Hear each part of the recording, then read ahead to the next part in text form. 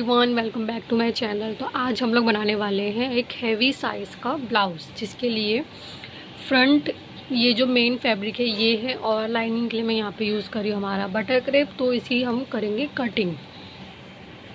तो यहाँ पे सबसे पहले मैंने बैक की कटिंग की है, क्योंकि बैक में हमारी ओपनिंग है। तो हाफ इंच एक्स्ट्रा मार्जिन रखते हुए मैंने अपनी सारी जो मार्किंग है वो किया है। और ये है हमारा डार्ट पॉइंट, इतना ये जो है वो मार्जिन है हमारा। मेन डार्ट की स्टार्टिंग यहाँ से यहाँ तक है, ठीक है।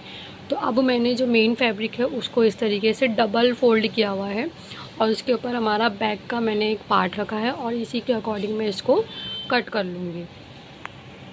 सो यहाँ पे हमारा बैक और फ्रंट दोनों जो पार्ट है ब्लाउज़ का वो कटिंग हो चुका है। उसके बाद में अब हमारे पास इतना फैब्रिक बचा हुआ है, तो इसमें से हम लोग कट करेंगे हमारी स्लीव्स। यहाँ पे स्टिचिंग में हमारा जो फ्रंट पार्ट है वो रेडी हो चुका है। इसका वी शेप हमने नेक बनाया है, और ये है हमारा लाइनिंग। और फ्रंट में भी इस तरीके से हम लोगों ने डार्ट मारा, 2 डार्ट, ठीक है। और ये है हमारा बैक, जिसमें बैक में ओपनिंग है, और ओपनिंग पे हम ये जो पोटली बटन्स है वो इसमें लगाने वाले। फैब्रिक के पोटली बटन्स हमने बनाए हैं, तो बैक पार्ट भी हम लोग इस तरीके से रेडी कर लेंगे।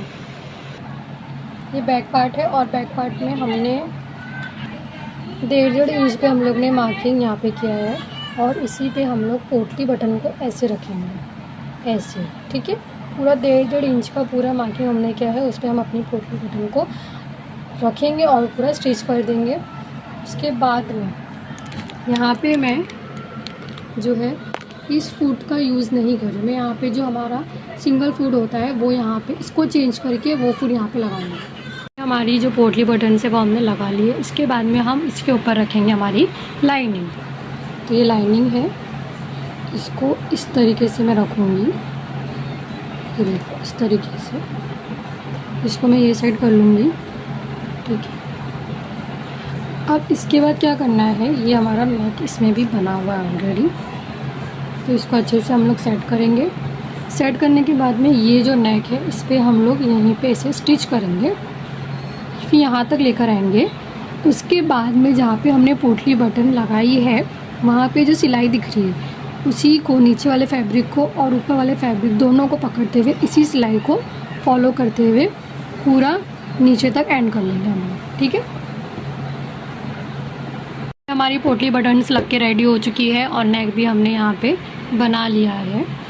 अब बैक से भी अगर हम देखें तो एकदम फिनिशिंग के साथ में लगी है। लाइक हमारी पोटली बटन एकदम हाइड हो चुकी है, हमें इसमें एक्स्ट्रा पट्टी लगाने की ज़रूरत नहीं पड़ी है। हमने डायरेक्टली जो है वो मेन फैब्रिक पे पोटली बटन को लगा के अस्तर के साथ में उसे पलट दिया, ठीक है। तो ये हमारा बैग भी रेडी है। उसके बाद में हम अब इसमें अपनी स्लीव्स को अटैच करेंगे। अब यहाँ पे हमारी शोल्डर भी अटैच हो गई है, और यहाँ पे हमने अपनी स्लीव्स को भी अटैच कर लिया है। उसके बाद ये जो हमने यहाँ पे मार्जिन छोड़ा है, यहाँ पे हमारी आई की जो पट्टी होती है वो आएगी। तो इस तरीके से मैंने 2 इंच फैब्रिक को 2.5 इंच लिया है, 2.5 इंच लिया है, और इसको इस तरीके से प्रेस से ऐसे फोल्ड करके ऐसे कर लिया है, ठीक है।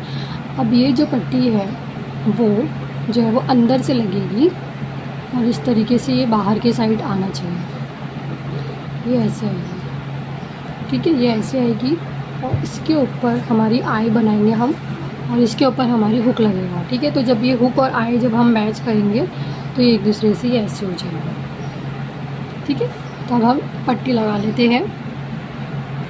अब यहाँ पे हम स्लीव्स को अटैच करने के बाद में इसका जो नीचे का राउंड है स्लीव्स का, ये थोड़ा सा फैब्रिक कम था। अगर मैं फ़ोल्ड कर दूँगी तो उसकी लेंथ छोटी हो जाएगी, तो इसीलिए मैंने ये जो अस्तर के लिए यूज़ किया था ब्लैक फैब्रिक, वही इसको मैं एज अ पट्टी के जैसा यूज़ कर रही हूँ, और इसको मैं लगा लूँगी। इससे क्या होगी, हमारी लेंथ छोटी नहीं होगी, और जितनी हमें लेंथ चाहिए उतना ही लेंथ हमारी बन के रेडी होगी।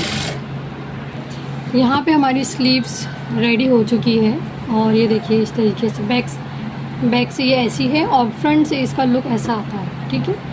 तो यहाँ पे भी हमारी पट्टी दोनों स्लीव्स में हो चुकी है, और बैक में जो हमें प्लेकेट लगाया था आई के लिए वो भी हमने यहाँ पे बना के रेडी कर लिया है। उसके बाद में अब हम जो फिटिंग है उसकी मार्किंग करके फिटिंग कर लेंगे।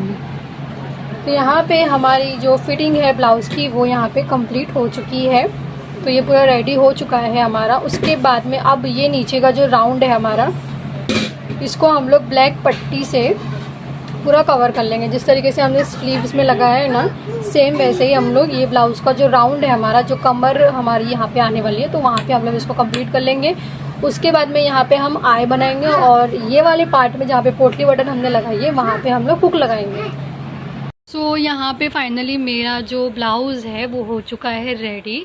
ये एक्चुअली मेरा नहीं है, ये मेरे एक क्लाइंट का था जिन्हें ब्लाउज़ बनवाना था मुझसे। और ये है हैवी साइज़ का ब्लाउज़, ये देख सकते हैं आप लोग कि ये हैवी जो साइज़ होता है हमारा 53, 54, ये उन मेजरमेंट के अकॉर्डिंग ये ब्लाउज़ है। और बैक साइड में मैंने इस तरीके से जो है वो पोटली बटन्स को दिया है और यहाँ पे मैंने आई और हुक लगाया है, ठीक है। और स्लीव्स मैंने यहाँ पे जो 3/4 स्लीव्स होती है ना वो रखा है। और ये है उसका फ्रंट लुक। फ्रंट में हमने नॉर्मल जो वी शेप होता है ना हमारा वो रखा हुआ है। और यहाँ पे बैक और फ्रंट दोनों में हमने जो वो डार्ट मारा। डार्ट से क्या होता है, फिटिंग अच्छी आती है और जो शेप होता है वो एग्जैक्टली हमारा अच्छा लगता है।